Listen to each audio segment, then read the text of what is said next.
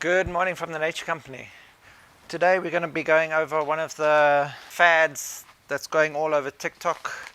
It's the rice water.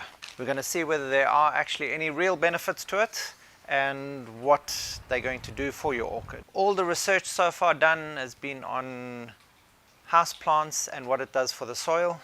So there is some knowledge about what the rice water is going to do with the epiphytic orchids and how it's going to affect them.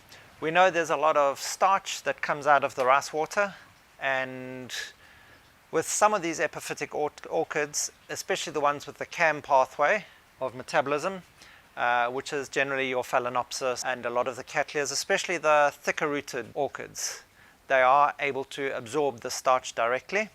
So this rice water is still going to be good for them. But we'll show you how we mix it, the different types of mixes you can use, how often you should mix it, and which orchids you should avoid using it on. So if you're interested in information like this, please hit the subscribe button if you haven't already, and we'll keep you informed with all the latest trends in plant care. So what the research has shown so far is that the NPK values of your rice water is of a fair quality to feed your plants, and you get calcium, magnesium, iron and sulfur included along with all the starch. But as I stated earlier, those orchids with the CAM pathway can absorb the starch. It's absorbed straight into the roots, the velamen, and then transported around the plant where it is stored as a slow release energy source for the plant. The excess starches also help to feed the beneficial fungus which grows in and around the roots that helps the absorption of the other minerals. But overfeeding with the starch can eventually form problems with beneficial bacteria and fungus also growing. So that's why we do have to keep our feeding with the rice water to a minimum. Also the phenolic acids, which are also known as amino acids, that are supplied in your rice water help the plant with its fight against the bacteria and fungus that want to attack it. So you're also getting that benefit out of it. But another problem that you are going to have with your rice water is it's fairly high in sodium. So any plants that are going to be sensitive to increased sodium levels, you should really keep your rice water use to a minimum. It will increase the sodium content of your soils. There are three basic different ways of making your rice water. One is purely just by soaking your rice before you actually cook it. This is just to remove the excess rice powder, and it still absorbs some of the nutrients out of the rice. The other way is by boiling. Boiling will remove more of the nutrients from the rice, but it may reduce your amino acids as they can be affected by the heat and they may be denatured. So you'll get more of the NPK, more of the calcium, more of the magnesium, but less of the amino acids. And then another way is by using your rice water that you've taken out and then fermenting it. Research says generally the 3-day fermenting process brings about the best results and your highest solubles in your potassium, your nitrogen and your phosphorus. And it also brings the highest nitrates out of your rice water. And another reason for fermenting is all the good bacteria that are then produced in the fermentation process help kill the bad bacteria that you don't want to affect your plants. So it does have antibacterial properties in that regard. There are also two different fermentation processes. One is just leaving it in a jar that you can allow to air once or twice a day for around 30 minutes. The other one includes adding sugar and milk. That's to increase your lactobacillus values in your fermented rice water. But that's up to you as which way you prefer. Now we'll go on to show you how we go about producing your rice water. So to produce your rice water, all we're going to be doing is taking a cup of rice that you'd be using to feed your family anyway, adding 2 cups of water.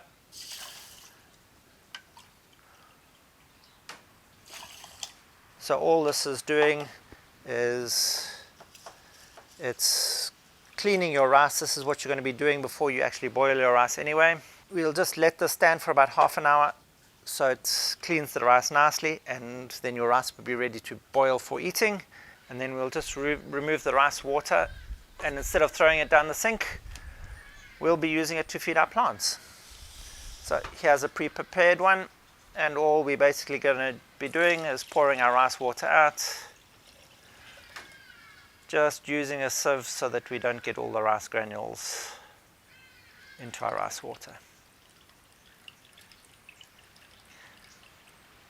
And really basically it's as easy as that. But with this rice water, as it stands like this, I'm not going to foliar feed. Because of all the starches that are in it, I don't want to have the starches sitting on the leaves for too long, extended periods of time. That could get fungus and bacteria to grow on them. It can get caught up in all the little nooks and crannies, and that could be very problematic. So what we're going to do is we're basically going to be using this to water into the media itself.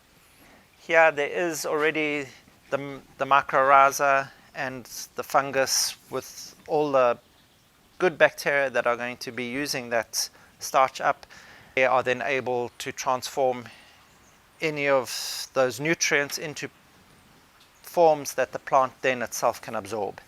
And as I said earlier, with the Cattleyas and the Phalaenopsis, a lot of them are able to absorb some of that starch up directly themselves and use it as energy for growth.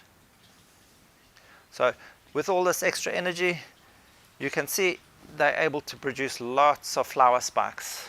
The more flower spikes, the more joy you get out of your orchids. So now watering with your rice water is easy.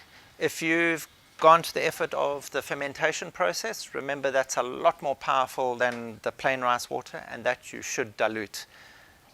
Okay, so but just with your normal straightforward rice water, all we're going to be doing is watering in and around the root system. We don't have to overwater. All we're basically doing is putting enough in there that's going to be enough for the plant to absorb without causing too much problems with excess starch. Now you're asking me, how frequently should I be watering my orchids with this rice water? I would suggest once a month is more than enough, because otherwise you are going to land up with excess starches building up in your media. You're going to sour your media with the salt content that will build up as well, and then you're going to have to start flushing your plant regularly. You're going to have to start worrying about the bad fungus and bacteria getting in and causing root rot. So I would say once a month is a good rule to live by. And if you find any of this information helpful, please hit that like button. And if you want your orchids to bloom like ours, hit that subscribe button and the notification bell to be notified of any upcoming videos where we give you the breakdown on how to look after these beautiful babies. We all know you want them to grow as beautifully as ours do.